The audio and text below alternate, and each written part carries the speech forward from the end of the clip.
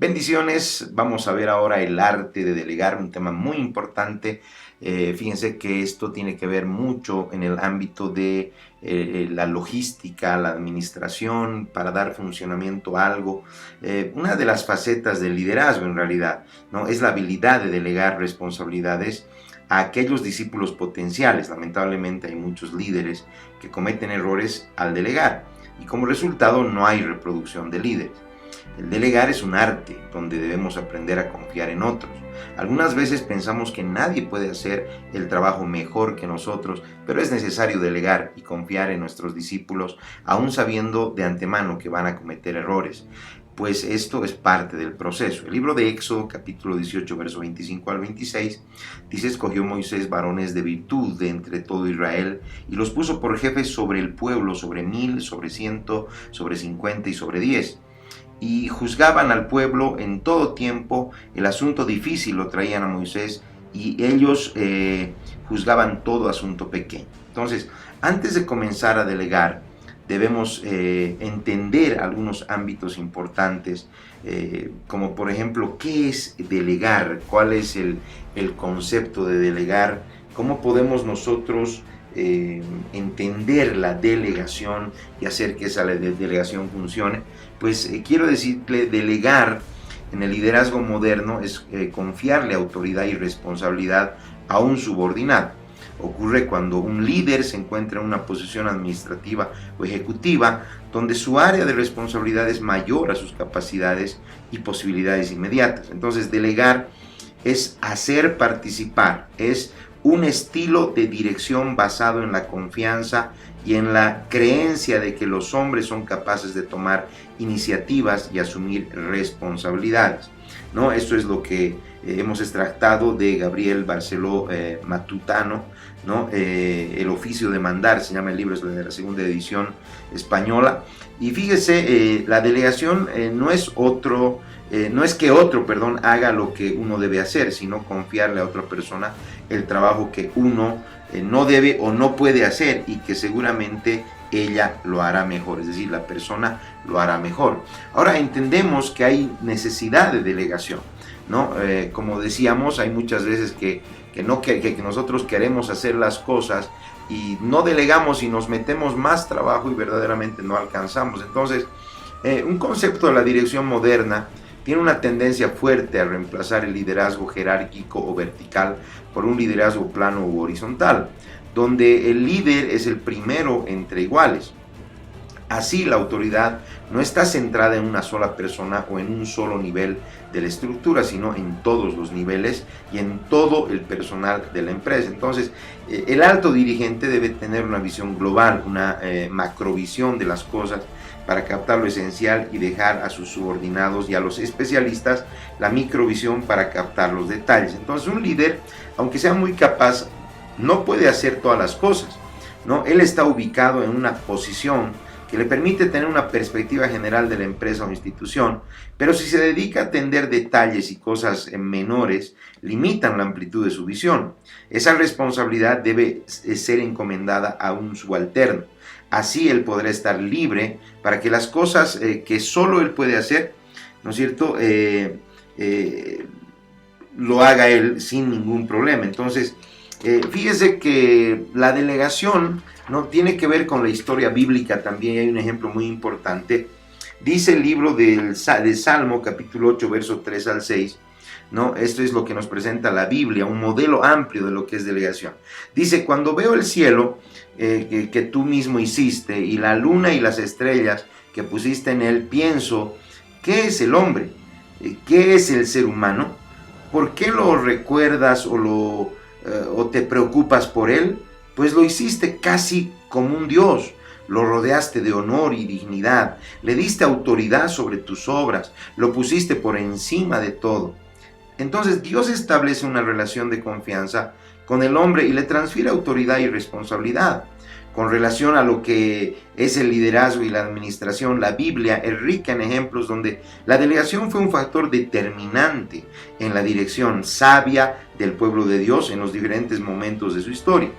En este capítulo, ¿no es cierto?, que estamos viendo, nos limitaremos a analizar algunos ejemplos, ¿no es cierto? El modelo que Yetro le indicó a Moisés y el modelo usado por Jesús en el ministerio con sus discípulos, ¿no? En el primer caso, Yetro descubre que era difícil y riesgoso para Moisés continuar al frente del pueblo con un ritmo de trabajo tan exigente. Entonces, le presentó dos argumentos sólidos para que delegara algo de su trabajo.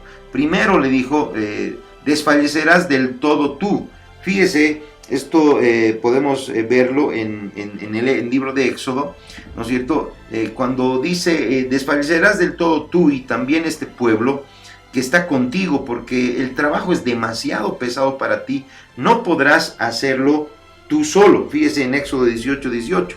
En segundo lugar, el método que estaba usando Moisés era muy lento en resolver los problemas, a tal punto que la gente empezaba a perder la paciencia. Entonces Yetro orientó a Moisés en el plan a seguir. Entonces Moisés continuaría enseñando los principios espirituales, ejercería el liderazgo legislativo y atendería los asuntos difíciles, pero gran parte del trabajo se delegaría a sus subordinados competentes y dignos de confianza. Entonces Moisés atendió el consejo de su suegro y como resultado su carga laboral se alivió, y al mismo tiempo descubrió que a su alrededor había muchos hombres talentosos que llegaron a ser baluartes en el liderazgo de Israel aún hasta después de su muerte. ¿No es verdad? Entonces, en relación al modelo usado por Jesús, fíjese, notamos que a lo largo de su ministerio Jesús delegó deberes hasta menores como mayores, algunos de ellos no de largo alcance. En varias ocasiones delegó ciertas tareas a sus discípulos, eran responsabilidades que ellos podían cumplir. Por ejemplo, delegó en dos de sus discípulos la tarea de ir a Jerusalén y preparar la Pascua. Envió a sus discípulos en una misión con instrucciones específicas y antes de regresar al cielo impartió, ¿no?, el más abarcante programa de delegación jamás lanzado por cualquier líder. La evangelización mundial. Fíjese qué importante. Entonces, aunque Jesús tenía el poder y las capacidades suficientes para hacer todas las cosas, estuvo dispuesto a delegar autoridad a sus discípulos y a todos aquellos que habrían de creer en él. Fíjese algo bien importante que tenemos que entender. Muchas veces nosotros no queremos delegar porque pensamos que las personas que están haciendo el trabajo que les hemos encomendado van a fallar. Y verdaderamente ese es un gran error que nosotros cometemos, debido a que tenemos que descansar en personas y tenemos que, no importa aquellos, como dije al principio, seguramente ellos van a cometer errores, pero es parte del proceso. Entonces, aunque Jesús tenía el poder y las capacidades, decíamos, suficientes para hacer las cosas, estuvo dispuesto a delegar. Entonces, las grandes responsabilidades acarrean grandes obligaciones. El que quiere ser un siervo fiel debe prestar un servicio total y voluntario al mayor maestro, que es el mundo conoció alguna vez, ¿no? Él es Jesucristo. Entonces sus ideas y principios deben mantenerse puros por el poder de Dios. Cada día debe aprender a hacerse digno de la confianza colocada en él. Entonces, antes de comenzar a delegar, debemos seguir algunos pasos importantes. Obviamente, cuando nosotros vamos a delegar algo a alguien, número uno, nosotros tenemos que seleccionar. Entonces, Números 11:16 dice: reúneme 70 varones de los ancianos de Israel. ¿Qué quiere decir? Que primero nosotros vamos a seleccionar, ¿no?, a quién podemos delegar. Número dos, debemos cumplir con los requisitos. Los discípulos, número uno, deben ser conocidos. Usted no puede delegar a un hermano que llega y que tiene, parece que tiene mucho liderazgo, tiene mucha gracia para hablar, pero usted no lo conoce. Usted no puede delegar a una persona que no conoce. Entonces, lo primero, ¿no es cierto?, que debemos hacer es conocer, ¿no? Conocerlos y ser conocidos además por el pueblo. El ser conocidos por el pueblo les va a facilitar definitivamente su trabajo. El libro de Éxodo 18:21 dice: además escoge tú de entre todo el pueblo varones de virtud, temerosos de Dios, varones de verdad, que aborrezcan la avaricia, y ponlos sobre el pueblo por jefes de millares, de centenas, de 50 y de 10. Entonces, número dos, para cumplir los requisitos, ¿no?, los discípulos tienen que ser temerosos de Dios. Personas que hacen lo que a Dios le agrada, aquellos que permanecen apartados del pecado, aman hacer el bien, odian lo malo y practican la santidad. Número 3, deben ser hombres de virtud, con un buen testimonio delante de Dios y delante del pueblo, individuos que nadie pueda señalar, ni dentro ni fuera de la iglesia, por su conducta. En otras palabras, que nadie pueda señalar que les deben, que nadie pueda señalar que les han hecho daño. No, por otro lado, también debemos tener varones de verdad. Varones de verdad, hombres que anden en integridad, tienen una conducta consistente, es decir, que sus palabras van de acuerdo con sus acciones. Otro punto, aborrecen la avaricia, hombres y mujeres que no tienen amor al dinero con intenciones puras, en otras palabras. Entonces, una vez que hemos seleccionado a estas personas, debemos mirar entre ellas si cumplen con los requisitos necesarios para el cargo específico o para la delegación, ¿no es cierto?, que vamos a realizar. Pero antes de eso, yo quiero que analicemos un poco qué es lo que vamos a delegar, ¿no? Vamos a delegar dos cosas importantes. Número uno, vamos a delegar autoridad. La palabra autoridad significa el derecho legal delegado para ejecutar dominio que está respaldado por un poder. Lucas 10:19 dice: aquí os doy potestad de hollar serpientes y escorpiones y sobre toda fuerza del enemigo, y nada os dañará. Entonces, una vez que la autoridad es delegada, no se puede quitar a menos que sea por rebelión. Entonces, toda autoridad delegada está basada en la sumisión. Por eso el libro de Santiago, capítulo 4, verso 7 dice: someteos pues a Dios, resistid al diablo y él huirá de vosotros. Entonces, número 2, ¿qué es lo que vamos a delegar? Vamos a delegar responsabilidad. Juntamente con la autoridad delegada viene la responsabilidad, y esto implica que la persona tiene un trabajo que empezar, el cual debe estar comprometido a llevarlo a cabo, ¿no? ¿Cuáles son algunos aspectos importantes? Delegar conforme a la disposición y a la capacidad de cada discípulo. Si la capacidad del discípulo es dirigir 10 personas, no le dé autoridad sobre 100 personas. Delegar de acuerdo al don o a la pasión del discípulo. Ubicarlo en la posición correcta. ¿Qué hacía Jesús cuando delegaba autoridad a sus discípulos? Número 1, daba instrucciones específicas. Entonces dice la palabra en el libro de Mateo capítulo 10 del verso 5 al 8, dice: a estos 12 envió Jesús y les dio instrucciones diciendo: por camino de gentiles no vayáis, y en ciudad de samaritanos no entréis, sino id antes a las ovejas perdidas de la casa de Israel, y yendo, predicad diciendo: el reino de los cielos se ha acercado, sanad enfermos, limpiad leprosos, resucitad muertos, echad fuera demonios, de gracia recibisteis, dad de gracia. Entonces, un principio del proceso de delegar que debemos conocer es: cada vez que delegamos, hay una transferencia de espíritu. Esto significa que Dios imparte del espíritu del líder al discípulo para que lo haga como el líder está mandando hacer. Números 11:17 dice: y yo descenderé y hablaré allí contigo, y tomaré del espíritu que está en ti y pondré en ellos, y llevarán contigo la carga del pueblo, y no la llevarás tú solo. Entonces, algunos principios bíblicos que el discípulo debe saber son los siguientes. Número 1, el discípulo debe estar acostumbrado a dar cuentas. Todo buen discípulo, después de que se le delegó autoridad y responsabilidad, debe informar y dar cuentas constantemente de su trabajo. Lucas 10:17 dice: volvieron los 70 con gozo, diciendo: Señor, aun los demonios se nos sujetan en tu nombre. Ellos estaban rindiendo cuentas. Número 2, el discípulo debe saber que la responsabilidad y la autoridad son delegadas. Esto quiere decir que no se debe abusar de ellas. Hay un sinnúmero de líderes que abusan de su autoridad, manipulan y controlan al pueblo, incluso lo hieren. Por otro lado, el compromiso primordial del discípulo es servir con el fin de aliviarle la carga al líder. La autoridad que recibe el discípulo es para servir al pueblo y no para satisfacer sus propios intereses. Números 11:17 dice: llevarán contigo la carga del pueblo y no las llevarás tú solo. Por otro lado, después de Dios, la fidelidad y la lealtad se deben al líder, ¿no? Finalmente, mantenga un corazón enseñable y dispuesto a la disciplina.